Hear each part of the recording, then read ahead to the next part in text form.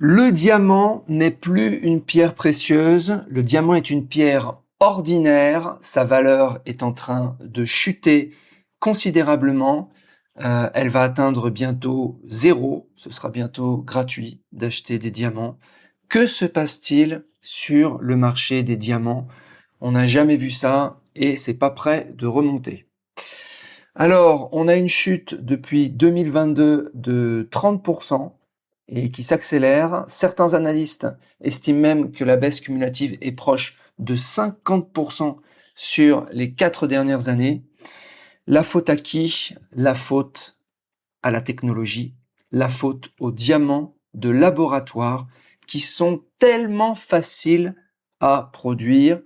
Alors, avant, ça coûtait beaucoup d'argent de créer un diamant en laboratoire, un diamant de synthèse, mais maintenant, ça ne coûte presque plus rien. Alors, est-ce qu'on risque pas d'avoir la même chose sur l'or et sur d'autres pierres précieuses? On va s'intéresser à ce sujet, pas pour faire des investissements gagnants, mais surtout pour se demander si c'est encore des valeurs refuges. Parce que clairement, le diamant n'est plus une valeur refuge. Petit clin d'œil à tous ceux qui nous disaient que le diamant, en cas de guerre nucléaire, atomique, tout ce que tu veux, monde post-apocalyptique, etc., il fallait avoir du diamant pour pouvoir échanger et survivre. Non.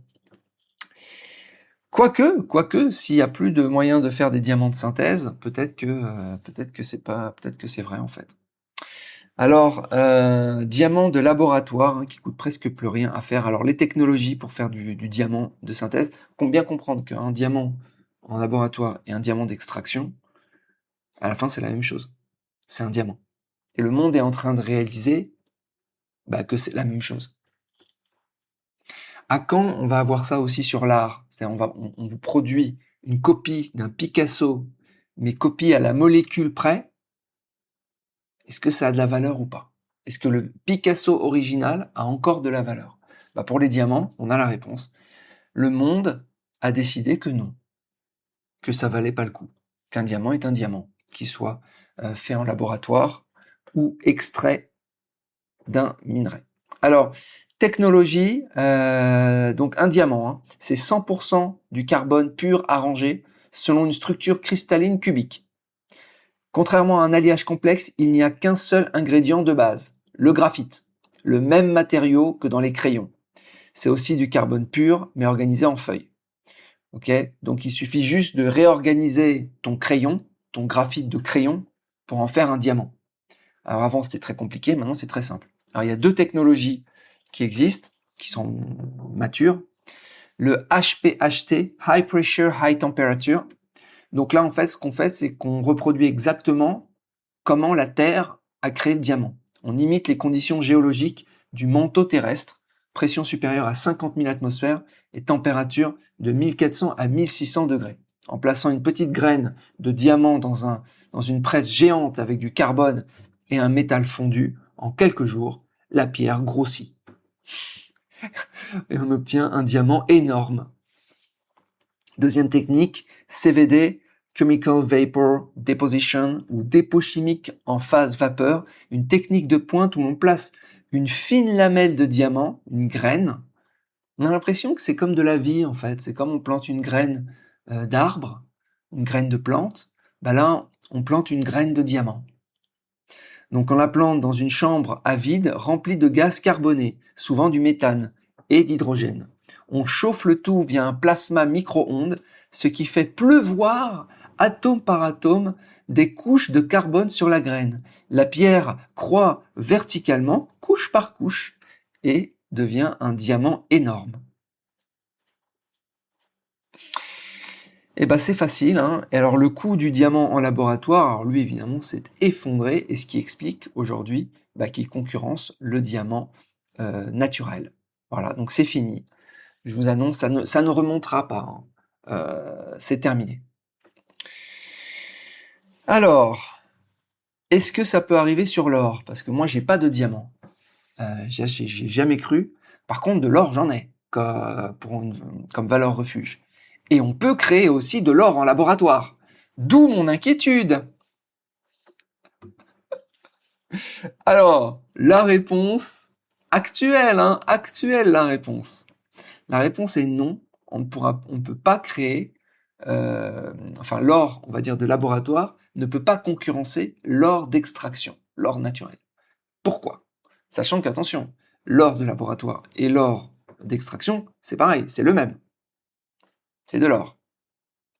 Mais la réponse est non pour des raisons physiques, économiques et atomiques fondamentales.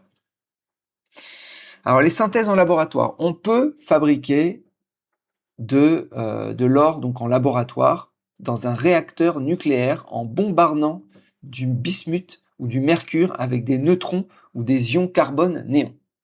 Donc on sait faire. Donc ceux qui avaient dit, les alchimistes, qui pensaient qu'on pouvait transformer un métal quelconque en or, avaient raison. C'est juste qu'ils avaient raison avant l'heure. On sait faire maintenant. Mais au niveau quantitatif et économique, c'est une aberration totale.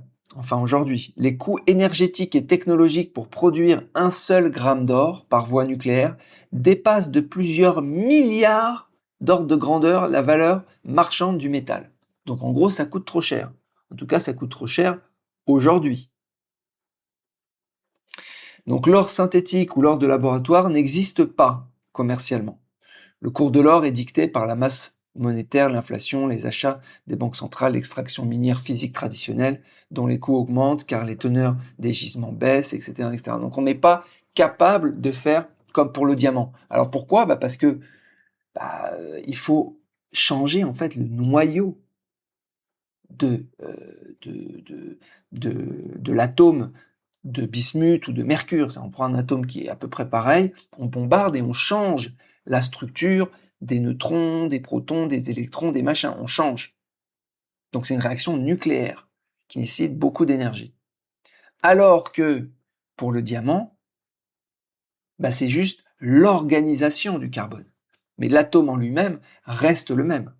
C'est sa structure, comment il est agencé. Ils sont agencés les uns avec les autres. S'ils sont ajustés juste en feuille, ça fait un graphite comme un crayon de papier.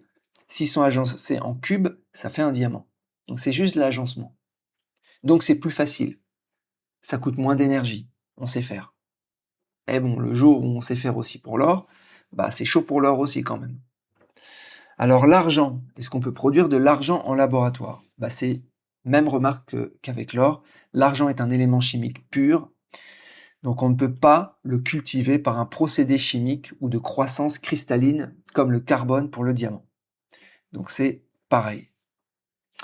Le palladium et les autres métaux du groupe du platine, donc platine-rhodium, ce sont des métaux de transition lourds, leur synthèse chimique est impossible.